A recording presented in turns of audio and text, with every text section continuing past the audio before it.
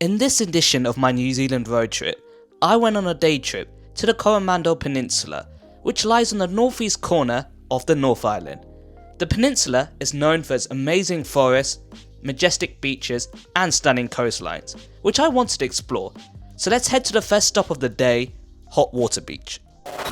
I'm currently staying in Hamilton, so from Hamilton to come to the Coromandel Peninsula was a 2-hour drive. Like pretty much every other drive I've had here in New Zealand, it was a very scenic one. So this beach, like some other beaches throughout New Zealand, is known for its hot water pools.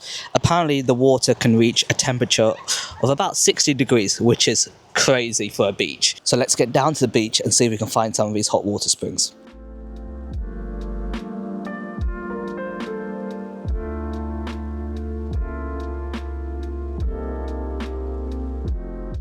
I think we can see the hot water springs just over there in the distance. However, we have to cross this little stream ahead of us, which, whilst it looks relatively shallow, it's a lot deeper in the middle, as my sister is now demonstrating. And I don't think we're necessarily in the best footwear for it. It might look like a sunny day, but I can assure you the water is freezing. Yeah, maybe I should have packed some sandals.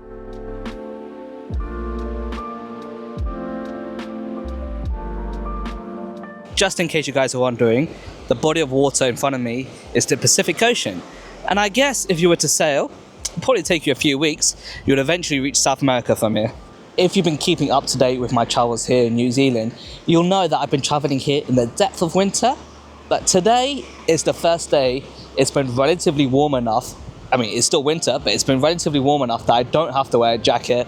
It's about 15 degrees today. And I guess I picked the perfect day to come to a beach.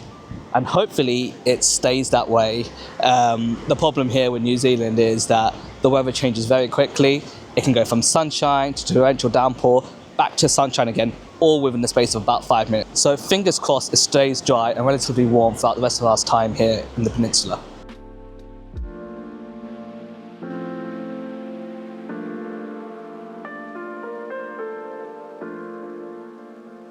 So we found the hot water part of the hot water beach, as you can see here, with all the steam coming out of the water. So we're gonna try and touch it and see how hot it is. Ooh, that is hot. It's not boiling, but it is hot. At this moment, it turned out that I had completely jinxed the weather as it started absolutely lashing it down. So we quickly retreated to the safety of our car and then eventually made our way to the next location of our day trip.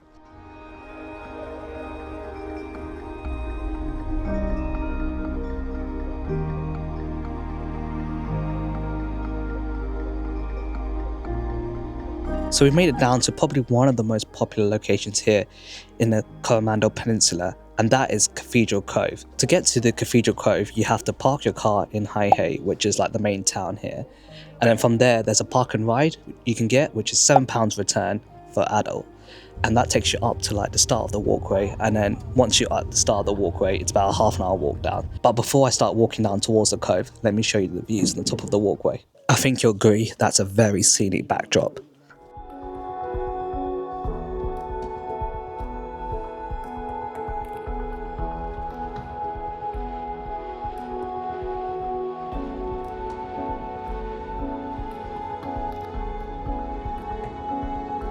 So this path isn't the only way down to the cove.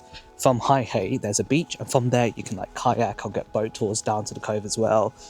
Though that feels like a proper summer activity and not when the weather is a bit unpredictable like it is here in winter.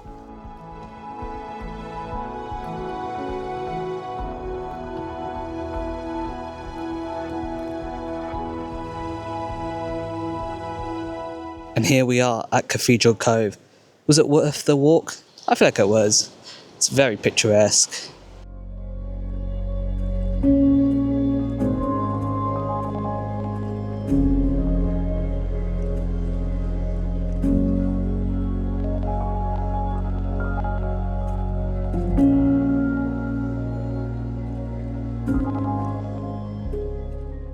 So the cove is just behind me.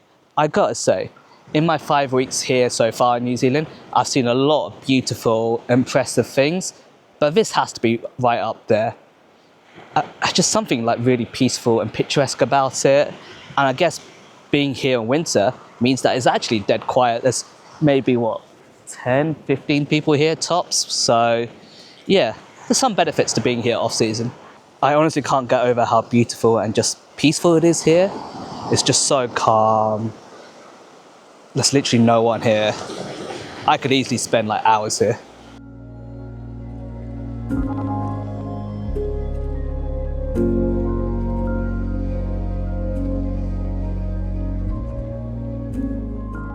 I think I've spent a bit too long here, but can you blame me? It's just so nice and peaceful. Honestly, I could spend even more hours here, but the time now is 3 p.m. and there's one more spot I want to see here in the peninsula, but it'll take me a while to walk back up to the top, get to the car, and it gets dark here at 5 p.m, so I need to get on with it. So I'll see you guys at the next spot.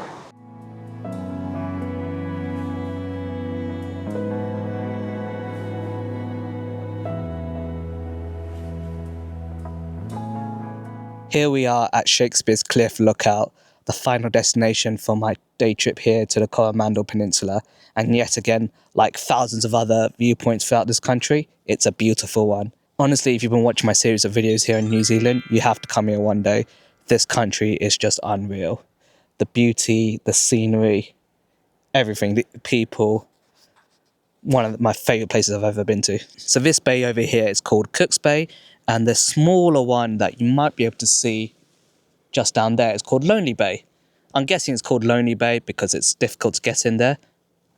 But the larger bay is called Cook's Bay because apparently in 1769, Captain Cook, the famous sailor who largely charted Australia and New Zealand, apparently anchored here when he was doing his survey of Mercury. So that's a bit of a fun fact for you.